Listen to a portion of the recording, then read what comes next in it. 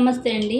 ఈరోజు నేను ఆంధ్ర స్టైల్ బెండకాయ పచ్చి రొయ్యలు పులుసు పెడుతున్నానండి. దానికి కావాల్సినవి 2 పెద్ద సైజు ఉల్లిపాయలండి కోసుకున్నాను సన్నగాని.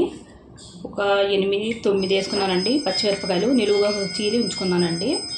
1/2 కేజీ బెండకాయలండి. 350 గ్రాములు టమాటాలండి. ఒక పెద్ద సైజు నిమ్మకాయ అంతా చింతపండు అండి. ముందు నూనె పెట్టుకున్నానండి. వేడెక్కిపోయింది నూనె. ఉల్లిపాయలు వేసుకున్నానండి.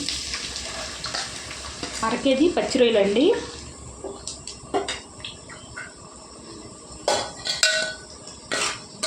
చూడండి పచ్చి రొయ్యలండి. నేను నీళ్ళు తీసి పెట్టుకున్నానండి.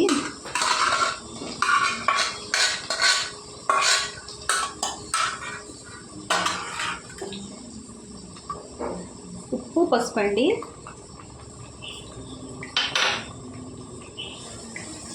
బాగా కలుపుకొని ఉడకనివ్వాలండి. ఈ ఉల్లిపాయలు మగ్గేటప్పటికి రొయ్యలు కూడా బాగా ఉడుకుతాయండి. బాగా టేస్టీగా ఉంటాయి. ఇలా వండుకుంటే చాలా టేస్టీగా ఉంటుందండి ఈ బెండకాయని పచ్చి రొయ్యలు పులుసు. ఒకసారి మీరు ట్రై చేయండి. వేగాలండి ఇవి. వేగిన తర్వాత చూపిస్తాను మీకు. చూడండి ఉల్లిపాయలు వేగిపోయాయండి. ఇప్పుడు మసాలా వేసుకోవాలండి. పచ్చి మసాలా అండి. నేను పచ్చి మసాలా వాడతానండి ఎందులో అయినా. కూరకు తగినంత అండి. 2 స్పూన్లు వేసానండి. పులుసు కదండి కొద్దిగా ఎక్కువ పడదండి. బాగా వేపుకోవాలండి. కొద్దిగా ఎర్రగా వచ్చే వరకు మసాలా కలుపుకొని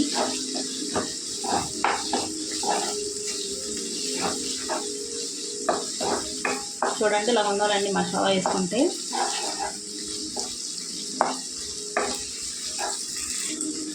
చూడండి మసాలా వేగిపోయిందండి. కారం వేసుకుందామండి. పులుసు కదండి కొద్దిగా ఎక్కువ పడుతుందండి. నేను 5 స్పూన్లు వేసుకున్నానండి. పచ్చిమిరపకాయలు కూడా ఎక్కువ వేసుకుంటున్నానండి నేను. కొద్దిగా కలుపుకుంటే సరిపోద్దండి. వేగిపోద్ది నూనెలో. చాలా వేడిగా ఉంది కదండి నూనె. అంటే కారం పచ్చివాసన పోవాలండి.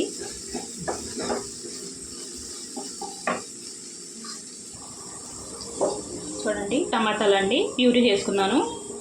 వేసుకోవాలి. ఈ టమాటాలు ఉడకాలండి. నూనె తేలే వరకు ఉడికితే సరిపోద్దండి. చూడండి ఇలా ఉడకాలండి. ఇలా ఉడికిన తర్వాత బెండకాయలు వేసుకోవాలండి. ఇందులో 1/2 కేజీ బెండకాయలండి.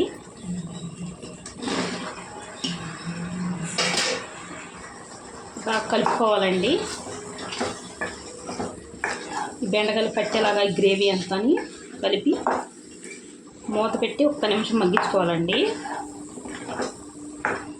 చూడండి బాగా ఇలా కలిసేలాగా మొత్తం ఉంటాను. ఈ మీడియంలో పెట్టి మూత పెట్టి మగ్గించుకోవాలండి. చూడండి ఇలా కలుపుకుంటా మధ్యలో వండుకోవాలండి బెండకాయల్ని. 1 నిమిషం మగ్గించుకుంటే సరిపోద్దండి. చూడండి 1 నిమిషం మగ్గిపోయాయండి. ఇప్పుడు పచ్చిమిరపకాయలు వేసుకుందామండి. ఈ టైంలో వేసుకుంటే పచ్చిమిరపకాయలు మెత్తపడకుండా అలా ఉంటాయండి. తినేవాళ్ళు తినొచ్చండి ఇవి పచ్చిమిరపకాయలు. ఒకసారి అన్నీ కలిపేసుకొని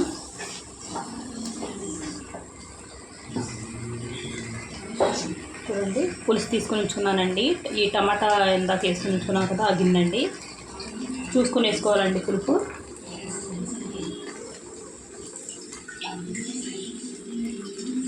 పులుసు కొద్దిగా ఎక్కువే పడుతుందండి. ఎందుకంటే మన కారం పచ్చిమిరపకాయలు ఎక్కువ వేసుకున్నాం కదండి. అలాగైతేనే బాగుంటుందండి పులుసు. ఇది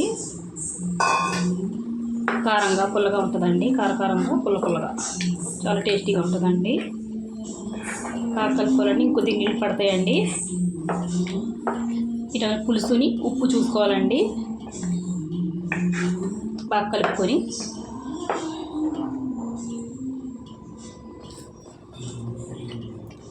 పులుసు అయితే నాకు సరిపోయిందండి. ఉప్పు కొద్దిగా తక్కువగా ఉంది. ఉప్పు వేసుకుంటాను. ఇంకొద్ది నీళ్ళు వేసుకుంటానండి. నీళ్ళు వేసి చూపిస్తాను మీకు.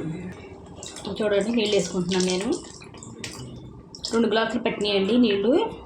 పులుసు వేసింది కాకుండా మళ్ళీ ఇంకో గ్లాస్ వేసాను నేను ఎక్స్ట్రా. మొత్తం 2 గ్లాసులు వేసుకున్నానండి పెద్ద గ్లాస్ తోటి.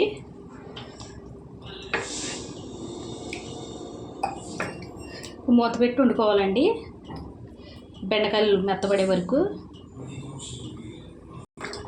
చూడండి ఇలా వండుకోవాలండి, దగ్గరికి అంటాను చిక్కగాని. చూడండి చల్లబడితే ఇంకొద్ది చిక్కగా అవుతుందండి, చాలా టేస్టీగా ఉంటుందండి ఈ పులుసు. కొత్తిమీర వేసుకుందామండి. నేనైతే బాగా ఎక్కువ వేసుకున్నానండి కొత్తిమీర, మీ ఇష్టం మీరు వేసుకోవచ్చు. అంతా కలుపుకుందాం. పుల్ల పుల్లగా కారం కారంగా చాలా టేస్టీగా ఉంటుందండి రొయ్యలు బెండకాయల పులుసు. ఒకసారి మీరు ట్రై చేయండి. నచ్చితే లైక్, షేర్, సబ్స్క్రైబ్ చేసుకోండి.